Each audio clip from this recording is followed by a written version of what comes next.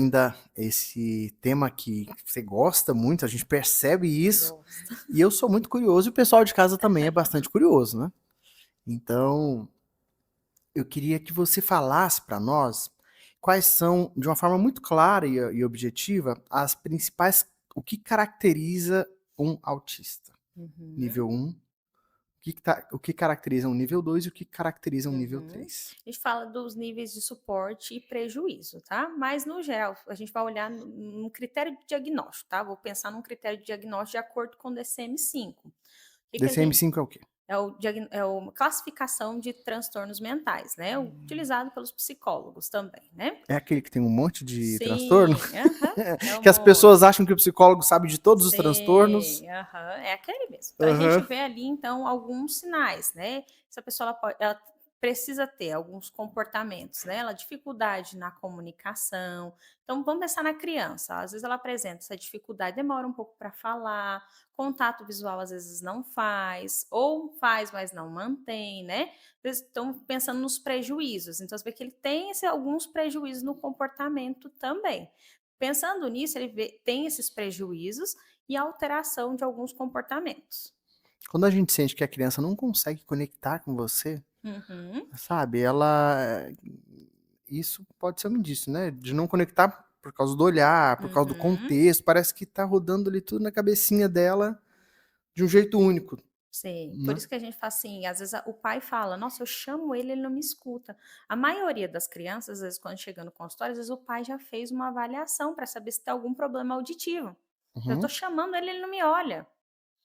Não é que ele não tem, aí a gente descarta todas essas possibilidades, aí a mãe fala: "Nossa, mas eu tô falando com ele, parece um olhar meio vazio, ele não me olha", ou quando olha, dispersa com muita facilidade. Então são alguns indicativos que a família vai observando, pensando na criança, por exemplo assim, ou não, tá todos os amiguinhos aqui na roda brincando, ele se afasta. Ou eu percebo que vamos pensar num carrinho. Carrinho, brincar com ele aqui, como se fosse brincando com o carrinho, fazendo barulho, bibi, né? O barulho da buzina, e a mãe fala assim: ele parece que se interessa mais pela roda do carrinho, dando alguns exemplos, tá? E aí a mãe fala assim: não, ele não tá brincando como é para utilizar esse brinquedo. Né? Ela começa a perceber alguma forma diferente da utilização daquele brinquedo. Às vezes, em vez de brincar, começa a empilhar, por exemplo, os carrinhos, colocar um em cima do outro, enfileirado, né?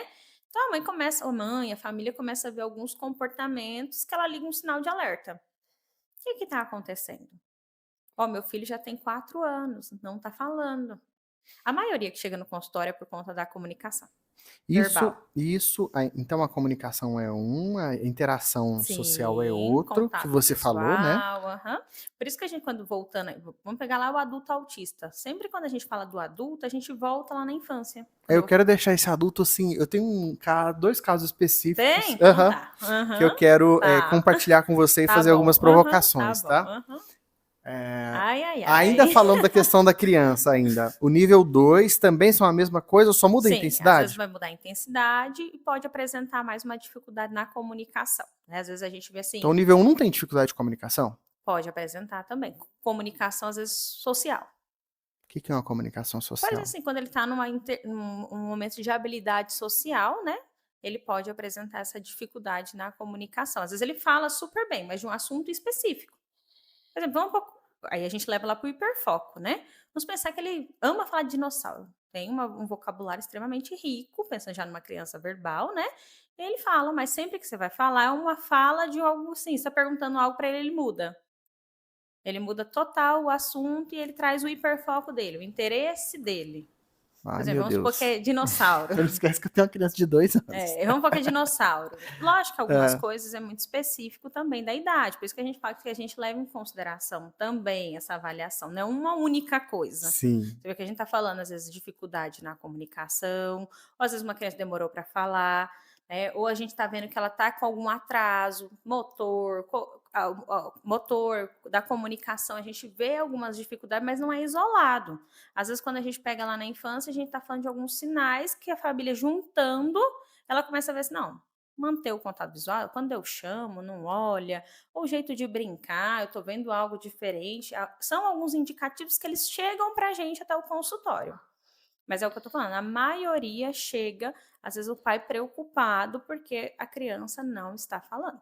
E o nível 3? Aí a gente vê maior prejuízo sim, né, a gente vê aquela criança às vezes que a gente tá tentando, o pai vê questão do brincar, não tem o movimento ali do brincar funcional, vamos chamar assim, carrinho, ou às vezes até o contato visual, você chama, ele tá no mundo dele. Lembrando quando a gente fala de criança, no nível 2 é muito comum, né, vamos pensar assim, uma criança de 2 anos, é muito comum, às vezes nem desenvolveu ainda a fala, a gente percebe algumas coisas, mas a gente vê algumas dificuldades nesse sentido, mas dos prejuízos são mais aparentes quando a gente fala assim. Do 3 ou do Do 2? 3, do Do 2 e 3. do 3. A gente já vê. Sabe aqueles clássicos quando a gente imagina no autismo? Porque quando a gente fala de autismo, a maioria das pessoas já vai para aqueles níveis clássicos, vamos pensar assim, Sim, sim. né?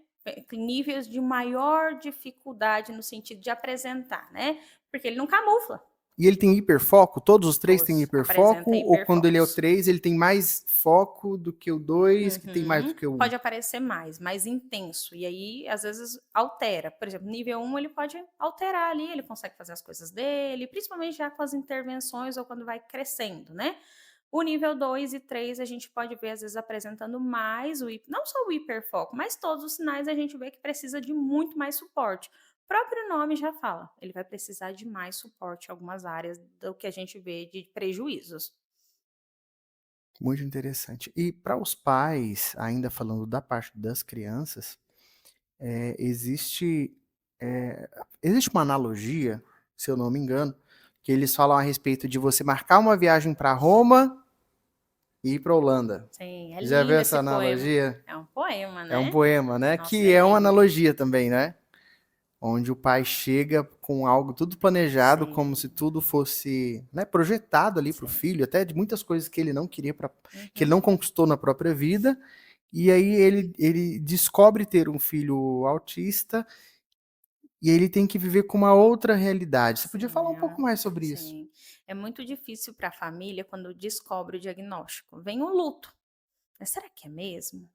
Será que ele é Vem a autista? negação? Vem a negação. Pode apresentar a negação. Porque às vezes é igual esse poema aí, ele fala muito disso. A pessoa ela se preparou para ir para um outro país.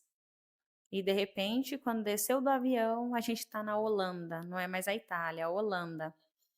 E aí o que que acontece? Eu me preparei para ir para outro país. É a mesma coisa com os pais. Eles se prepararam. Quando eles descobrem o diagnóstico, vem muitas perguntas, muitas dúvidas. E agora? Meu filho vai conseguir falar? E Meu quando, filho vai se desenvolver? Meu filho vai conseguir trabalhar? Meu filho vai ter autonomia? Como que eu faço? Vem muito medo. Eu falo que quando você descobre o diagnóstico, a família descobre o diagnóstico, vem junto um monte de perguntas que às vezes eles não sabem a resposta. E aí onde vem medo, insegurança, o que, que vai acontecer com meu filho, e eles têm essa preocupação.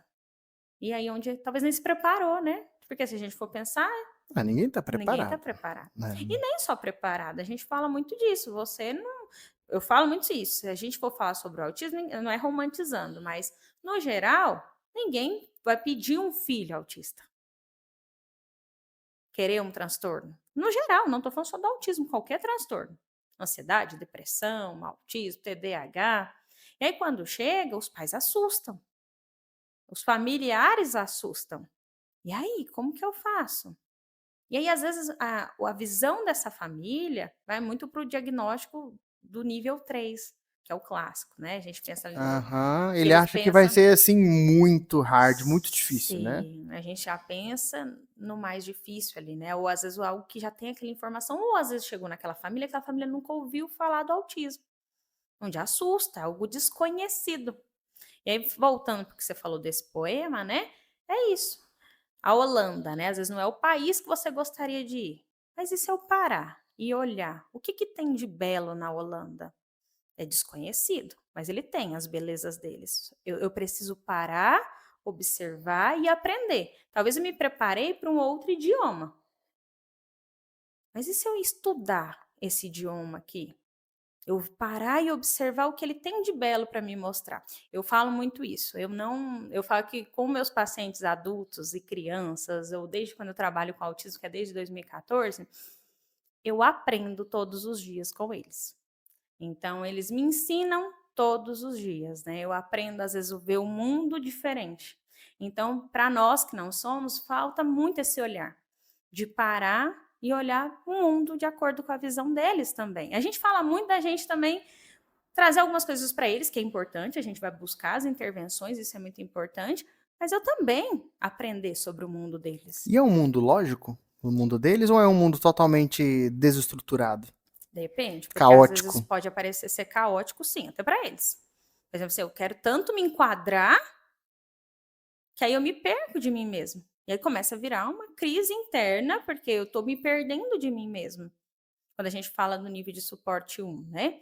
Nesse nível de autismo 1. Mas quando a gente para olhar e mostrar para eles que eles também podem mostrar o jeito deles, que é desde que não cause tanto prejuízo para eles nem para o outro, por quê? Minha estereotipia está fazendo algum mal para alguém? Eu tô tá causando algum dano para mim? Tá me prejudicando a minha atenção? Se não tiver prejuízo nesse sentido, vamos pensar, um autista, às vezes ele não consegue. Vamos pensar, tá mexendo os dedos.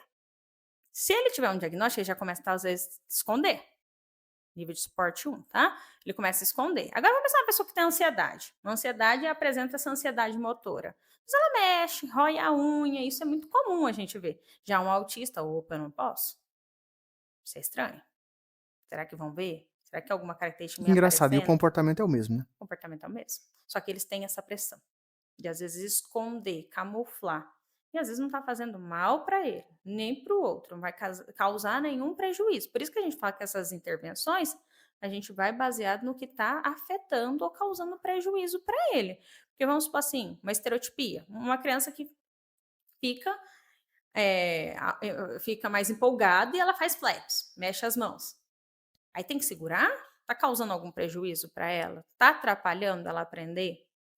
Se é só quando ela tá demonstrando felicidade, não tá machucando ela, nem o outro, não causa prejuízo para ela aprender, por que eu vou fazer a contenção de segurar as mãos dela?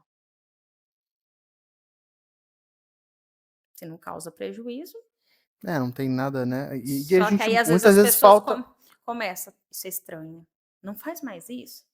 Mas nós caminhamos para uma atenuação disso, né? Para uma Sim, aceitação, sim. né? Algo mais assim, né? De entender Sim, essas de diferenças, né? entender. E às vezes é o que eu tô falando, até na escola, trabalhar isso nas escolas, com as crianças, com os pais, de mostrar para a criança que o diferente também faz parte.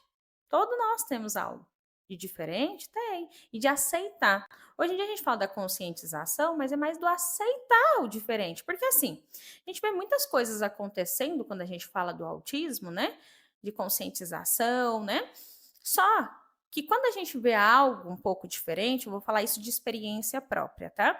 De um outro lado, sem ser terapeuta, eu já tive em lugares com pessoas autistas nível de suporte 3, criança de, né, nível de suporte 3, e quando ele começou a correr, gritar, jogar as coisas, segura esse menino. Então, pode ser autista, a gente fala muito da conscientização, desde que esses sinais não apareçam tão forte, tão intenso. Uhum, E isso a gente vê acontecendo.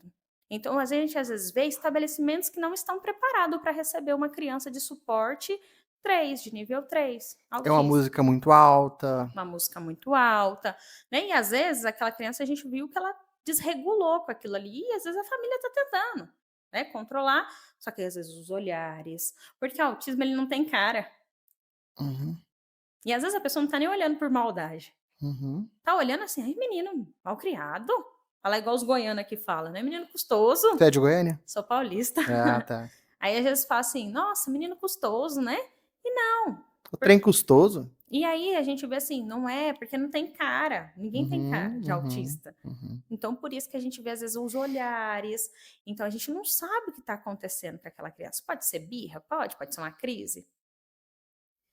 Por falar em ninguém ter cara de autista, eu quero entrar no assunto sobre autismo para adultos. Sim. Mas antes disso, eu quero dizer para você que está nos acompanhando que aqui na Dalmas tem pós-graduação em aba.